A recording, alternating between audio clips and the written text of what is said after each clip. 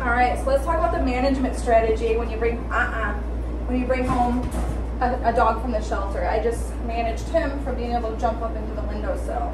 How did I do that? I had the leash on him, right?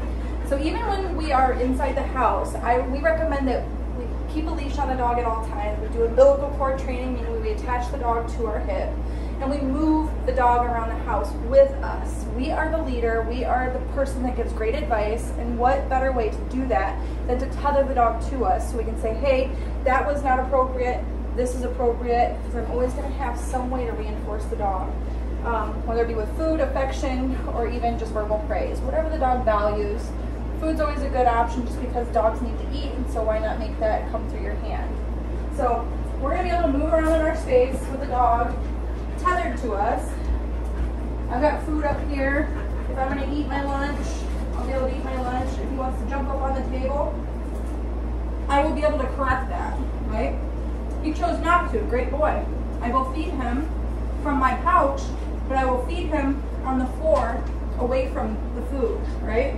He chose to sit, look at it, but he's getting fed away from it.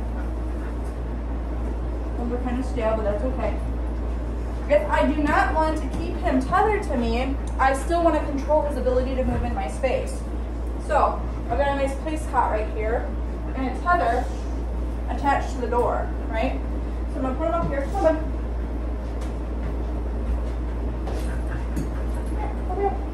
Good boy. And I will simply tether him to this bed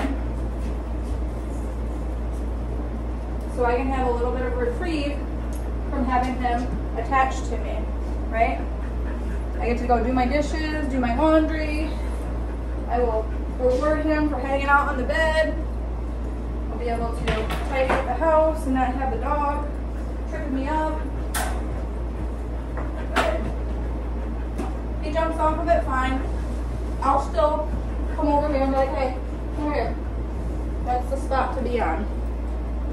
Good? Good. Another part of management is utilizing your crates, okay? Obviously, the dogs can't find themselves in too much trouble inside your home if they are confined to their crate. If you're going to leave them in there for any extended period of time, please give them something of high value. Again, Con with peanut butter, really high value chews, toys, what have you. If they can be trusted with plush items such as stuffed animals, bedding, and things of that nature, they can have that in there too. But be careful. Bowel obstructions are nothing to mess with. So if you find your dog is a big chewer, I would err on the side of like only having consumable items inside the crate instead of plush, fuzzy items inside the crate. Good job, Nash. Good. Nice dog. So for about 2 to 4 weeks, umbilical cord training, tethering, always have a leash on the animal, okay? So after the first few weeks of being like really strict on the management strategy, keeping the dog tethered to you, tethering it to the bed, utilizing the crate a lot, even when you are home for a little bit of moments, you're going to let the dog drag this leash around, right? And so they're able to be a little bit more loose, freedom inside the house. You've created a good relationship with them and saying, hey, don't do that, yeah, you can do this. We're going to reward, but we're also going to provide input on things that we do not want them to do. By having them drag the leash around, it prevents us from having to grab their collars if we would have needing to get them out of trouble, okay? So with the leash attached to him, we have 6 feet to get to them. If I didn't want him investigating over there because that's where the cat litter is or whatever, I can grab a hold of the end of the leash and say, hey, come over here. As a boy, good job. And just redirect him away from it, right? You can also reward that too. Hey, good job. So, first few weeks, have this dog tethered to you, utilize the crate a lot, utilize your tethering to their beds.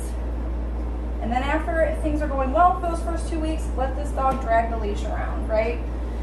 Get the flow going first by providing a ton of structure in the front half of it, and you will not have to reinvent the wheel on the back half of it if behaviors do arise that are undesirable. Hi, Ash. You're pretty dang good in here. That's a good boy.